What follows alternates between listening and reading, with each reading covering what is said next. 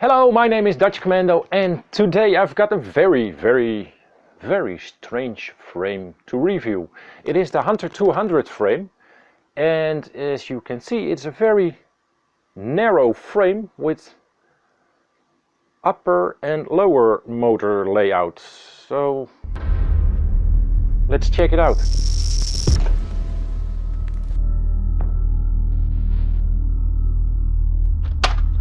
The hunter200 frame comes even with two pairs of randomly colored props. 50 by I don't know. Now up for the frame itself, it comes in a nice anti-static back. I don't know why, because there's no electronics inside. But let's open it up and see what is actually inside. It comes with two arm/frame plates, and again a nice piece of paper that will tell you how to build it roughly. There you go. Always nice to have some schematics with it, and I don't know why, but it has got two rubber bands. A nice piece of foam for your lipo, I guess. Some carbon parts. Another rubber band. Some nuts and screws and standoffs. Nylon, some metal M3 screws and even more metal M3 screws. Some nice black aluminum standoffs in several sizes, and some long M3 nuts and bolts, and a metal camera mount, I guess. Yes, that's the camera mount, and this will hold the camera in place. I'm not sure if that's the best way to mount an FPV camera, but hey. I saw this frame and I thought, well, it is a funny frame, so let's take a look at it. Now let's take a look at the carbon parts. For starters, of course, the strange frame plate and arm combo. That's very slippery. And let's see how thick they are. And it is 4 millimeters. Please focus, my friend. Yes, 4 millimeters. And in the center it should be the same. And yes, it is. Focus. Yep, thank you. So the arms and frame plates are 4 millimeters. So they are nice and sturdy and tough. And yeah, there is some flex. It doesn't take too much force, but it's not too bad also. Now we have the main side frame plate, I guess you should call it, and it comes in at 2 millimeters. Focus, it doesn't want to, yep, 2 millimeters. There you go, 2 millimeters. Now let's check this one, and actually it's 2 also. And this is, well, what do you know? 2 millimeters, yep.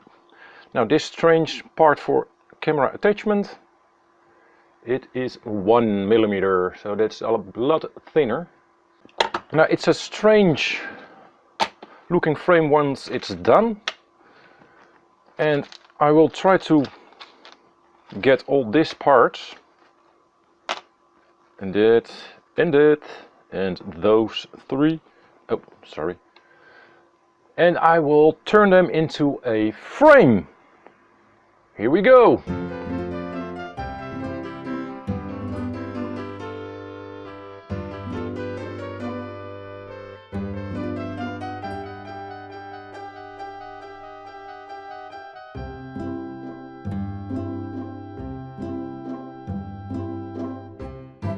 And the frame is done.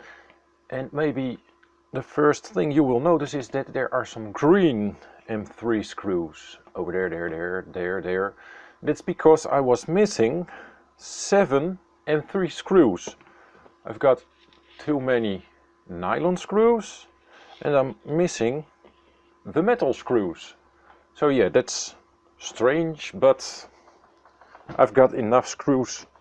I just use now the green ones to emphasize which ones were missing, or how many there were missing. And if you look at the frame, you see it's a different height of motor to motor from side to side. It's very narrow, and it is a strange way of building a frame. So yeah, that's different. I'm not quite sure how it will perform with motors on it and props that are pushing air into each other, but we will see when we build it further up. The camera mount, that's a very strange thing, because it's, as you can see already, the camera is crooked. It's held in place with a rubber band. So yeah, if you crash, you can save maybe your camera, but it's hard to get it straight in, because yeah, there it goes, to the left, to the right. So there's no way to firmly secure your camera. Yeah, it's a stupid way of mounting, and that's something I will change, because this plane sucks. Also, the slots over here were too small, so I had to file them down so I can put this plate in it. And yeah, and why they don't give you black standoffs is beyond me, because as you can see there, maybe I have gotten 4 black nylon screws and the rest is all white. So yeah, there's somebody has been sleeping in the factory when packaging this, I guess. Okay, so moving on. The frame is a dual layer frame, as you can see, so you can put your 4-in-1 ESC or maybe your PDB in here, and your flight controller can be over there on the next level.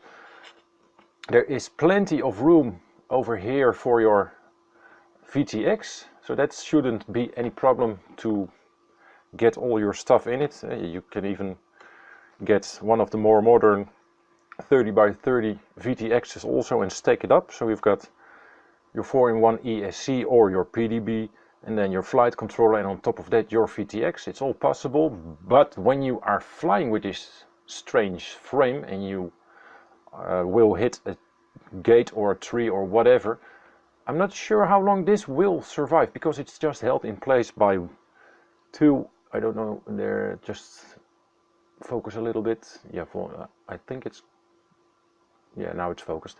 And it's just held in place by 1 M3, not just holding on, and over there 2, and 2 slots 1, 2, and 2 slots over there 1, 2.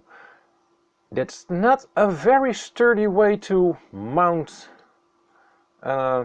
stuff like this, but well, they think it's a good idea. I don't think so, but let's find out once we crash it. If I will be flying with this a lot, I don't know, because it's a very strange frame, and I'm very curious on how the props would compare to each other and destroying each other's airflow, because it's a very strange frame indeed. So what I will do now is put some motors on it and put some props on it, just to see how it looks, how it fits, because once again, strange frame. So I just threw on some motors and props just to see how the props would go into each other. As you can, if it wants to focus, let me help you with that. Let me help you with that. Yeah, and if you can see, they are very interlocking. I've got some aggressive pitch over here, and it clears each other and it clears the frame, but over here I've got just your regular 50-40 freestyle props, and yeah, they do clear each other over here, but if your prop is bent, yep, it will hit the frame. So one crash and your right rear prop will end your flying, and you have to bend it back or change your prop. And let's put it on the scale, see how much it weighs. Let's turn it on. And it comes in at 105 grams, so that's not really light. So the hunter200 frame. A very strange frame indeed. I'm not sure what to think about it, and I can only tell you what I really think about it when I fly with it. But all my stuff is ordered in China, and it takes a lot of time to get to me because it's the holiday season and all parts are backed up and it takes some time. So when I'm done, I will make a flight review of this strange frame. Beforehand I will chamfer the edges a little bit and swap out those ugly white standoffs for black ones. Just do my magic on it, so to speak. And after that I will take it out for a flight. But it can take some time. If you see a link up there, then I've made a review of it flying. And if there's not a link right there, then come back later, there will be a link. All I have to say for now is bye bye.